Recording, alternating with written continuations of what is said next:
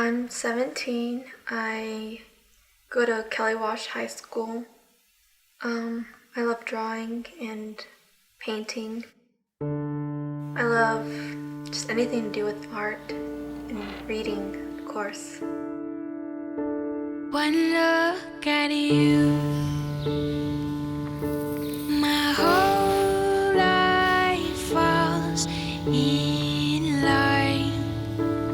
Before anything happened, I was very outgoing. I was real happy. I wasn't recluse. I had a childhood and then it just kind of got taken away from me.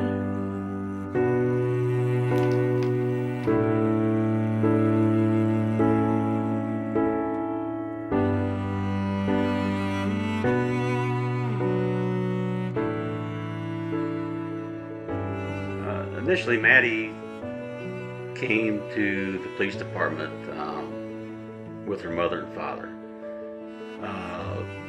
Mother and father had learned that Maddie had been abused by an uncle. When I first met Maddie's parents, their entire world had just been turned upside down.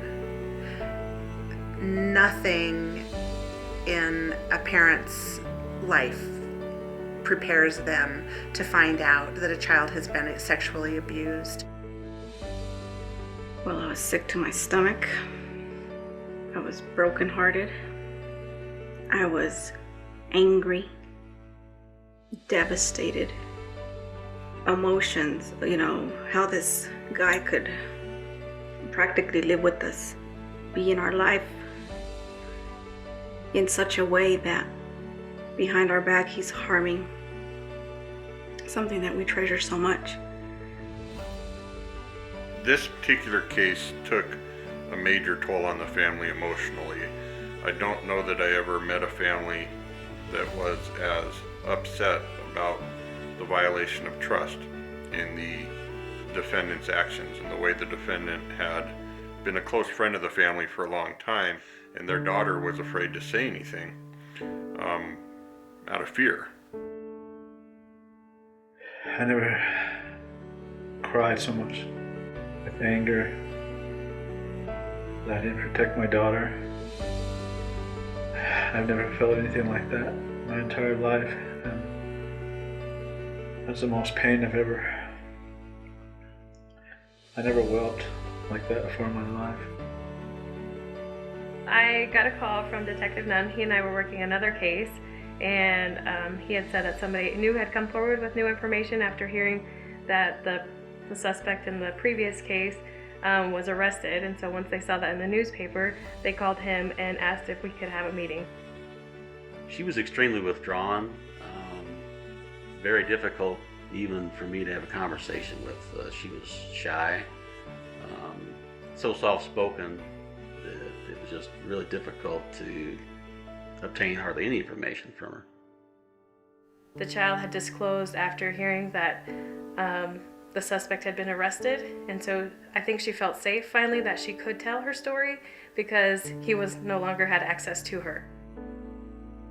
I think that the most important reason for having a CAP team, an investigation like this, is that we do not want to taint what the victim has to say. We need a place where children can safely, and so they feel safely, and openly provide details of instances that have happened to them. The first time I went to CAP, I was very nervous. I was afraid I wouldn't be able to breathe, or I was just really scared. But I came with my mom and dad, and they got off work just for me, and they made sure I was okay. The paintings on the walls are like a castle, and it was just, I liked the fantasy of it. I get to love you. It's the best thing that I'll ever do. I get to love you. It's a promise.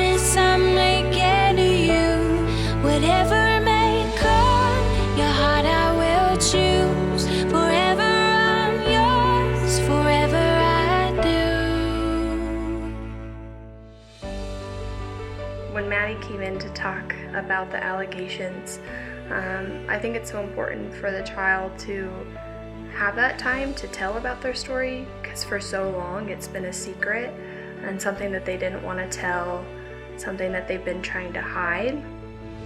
And so when they come in for an interview, it's all about them, and they're able to tell about their story and see the confidence that they have when they tell about their story and the bravery that they have. I think that's really important to see it all come full circle. And then she had to get herself ready to testify, and that was a very difficult thing for her. And the idea of going into court to face him and testify in the same courtroom with him is very scary for these victims. So we came into the courtroom, and she was very brave, and she did everything she needed to do. And then the father and mother also gave very tearful and emotional victim impact statements. And I'm not sure I've ever seen as powerful a message they sent to the judge that day. The judge was very professional, cited, as he always has to, the various rules that he has to follow, and he cited the horrible victim impact that the defendant had rendered and the need to protect society. And he sentenced him to 18 to 20 years in the Wyoming State Pen. Maddie was terrified when she came into that first counseling session. And to think about coming to a strange place to talk to a strange person about something so intimate and so destructive as her own sexual abuse was unimaginably scary for her. Her first goal was to get back to being that kid again. But over time, she came to realize that even if no abuse had happened to her, she wouldn't be the same kid she'd been at 9 or 10 years old. And so her goals became more reasonable. She wanted to have friends again. She wanted to reach a point where her parents treated her the way any teenager is treated by their parents. Basically, Maddie wanted to be able to be a kid. I came out of my shell a lot and almost feel normal. Actually, I feel that I grew a lot more than whenever I first came here. Maddie is a bright, capable, energetic young woman, and I have no doubt that Maddie will be able to successfully reach any goals that she has for herself and to surmount any challenges that she faces. She has worked hard in therapy. She has really made herself even more vulnerable in order to progress through a healing process. Certainly, it will always be a part of her life, but it doesn't have to be the spotlight of Maddie's life. Oh, I can't believe it's true sometimes. We always knew that she was smart. She has come a long way. You know, there was a time that she dropped out of school because she couldn't function. You know, she's back in school. She actually got a couple of scholarships, you know. She actually went to prom last year. You know, for her to start getting her life back, to get that, it's just, I can't even say in words. It's awesome to see that, you know. And she's not done. I get to love you. I get to love you. I get to love you. And they say love is a journey. I promise that I'll never leave. And when it's too heavy to carry, remember this moment.